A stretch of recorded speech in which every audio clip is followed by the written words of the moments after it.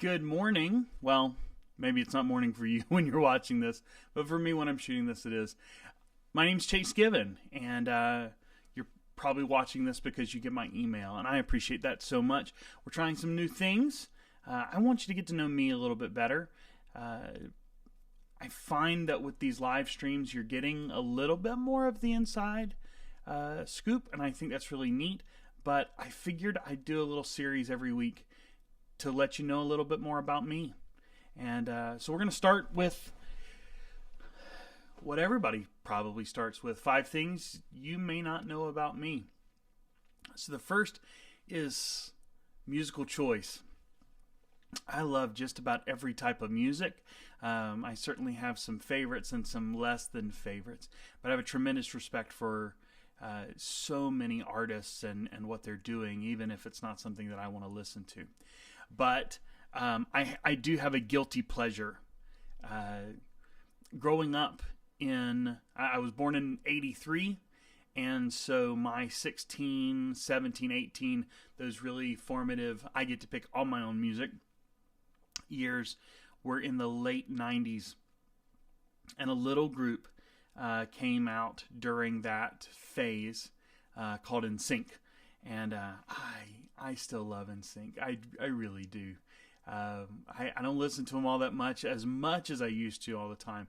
But I have some of the funniest stories of especially my brother Kyle and Taylor and I sneaking away at like 6 o'clock in the morning to go buy the No Strings Attached album from Walmart. And because that was the earliest we could get it. We tried getting it at midnight and they wouldn't let us have it. So anyway, but my all-time favorite artist, and I think it probably comes out in my music a lot, is James Taylor. I just live for James Taylor's music. And I love his storytelling ability. I love the way he shapes the notes, the way he creates these beautiful melodic lines, how he creates these stories that are all very different at times and really plays into many different genres. But the thing that I admire the most is that he always sings like James. He always brings himself to that music. And that means so much to me because I think it's important. I think it's such an important thing. It's what I'm doing with so much of my music. I'm working on a bunch of new things. For those that have listened to Let's Dance, and I hope you have, you find that it's kind of a yacht rock tune. Then I'm Not Hungry, I'm Just Bored certainly feels more country. And I had advisement to sing it different, to put a little country in the vocal. And I'm from North Carolina. That would not be that hard. But I wanted to sing it like me. And so much of that was inspired by James Taylor. You'll hear a bunch of new songs that are coming out from me, some that feel more rock, some that feel more pop, even one that I just started the process of that feels kind of like a Jimi Hendrix tune, but you'll hear my voice in it, and that's something that means that matters to me. It took me, I'm 37 now, it took me a long time to get there, to feel that way. So I appreciate James Taylor for that. All right, let's go on to number 2. I don't want to waste your entire day. One of my favorite things in the world are my dogs. Gene Kelly and Satchmo have just made my life infinitely better, and I would not be who I am without them. And I'm so grateful for them. Gene Kelly's about to turn 12 in January. Satchmo's about to turn 11, which for both of their breeds in some ways is a bit of a marvel. And they are healthy, and sweet.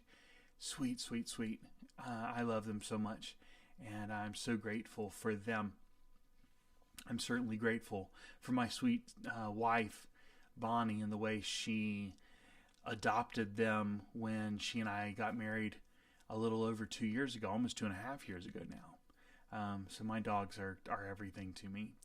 I love to cook. That's number 3. I love to cook, and I don't use a lot of recipes. I cook as often as I can. I probably look like that. But the weird thing is I use a lot of healthy ingredients, and I lean heavy into vegetables, and I love very clean foods. I just have a really solid, awesome metabolism. But I would love to cook for you. Number 4, which is probably number 1 in some ways, is Disney. From my first memories, I loved Disney. I love their movies. I love the music that they create. I love the theme parks, and I miss them so much right now. At this current state, Disneyland is closed. I am a Disneyland pass holder, and it breaks my heart that I can't go and visit with Mickey and Minnie and Donald and Goofy and all of those wonderful characters, as well as many of my friends. A little fun fact about me is that I worked for Disney for several years in Disneyland. I started off as when I moved to California, I started off working with the guest research team doing surveys. That was a challenge for me. Not because I wasn't interested in chatting. I think anybody that knows me knows that I'll chat with anybody.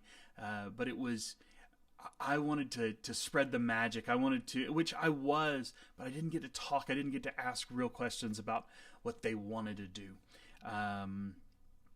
Not in the way that I wanted to, or I couldn't rescue them if something was going wrong. So, but then I moved on to guest relations, and I became a management style role there, but I was a tour guide for a long time, both scripted tours, did a holiday tour, and did this amazing scavenger hunt through Disneyland called Discover the Magic. But I also did these really crazy VIP tours with a lot of dignitaries and a lot of celebrities and just really neat people.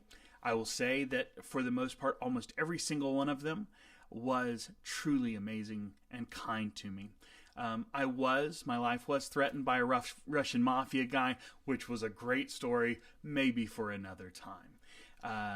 But for the most part, I won't disclose any of the celebrities that weren't so nice to me. But some of the greatest ones were Ty Burrell. I got to work with Angie Harmon.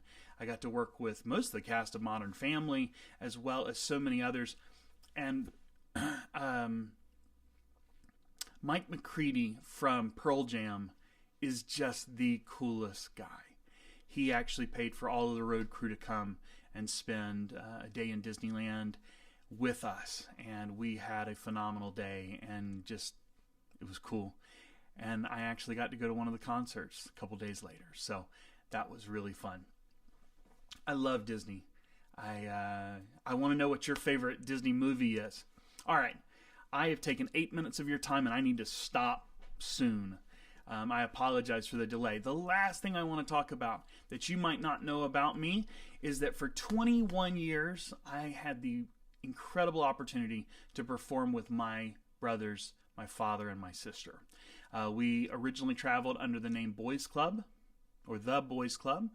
As Carrie, little Carrie was added when she was about 4. We added Boys Club, and it became Boys Club and a Babe. In 2007, we made a big switch to the name and changed it to Give and Take, which is a name that I keep around every once in a while for some fun things. But I loved performing with Blaine and Kyle, Taylor, and Carrie, and my dad, Mark. I'm grateful for the spouses that came along and supported us, and certainly for my mom, who helped choreograph. I'll post some videos here occasionally of those Boys Club and a Babe days. We had some amazing suits. We had a few hits, and it was a lot of fun. I will never, ever forget those moments, and I regularly cherish them and wish to go back to them often. So that's 5 things that you might not know about me. I hope you've had a great day. Hope you'll still tune in. Maybe you've watched this in 3 or 4 pieces because you didn't have 10 minutes to give. I'm going to try to keep these shorter than this, but thank you so much for spending your time with me. Read the things below. I've got a show this weekend. I've got so much good coming up. I love you, and I appreciate you. Have a great day.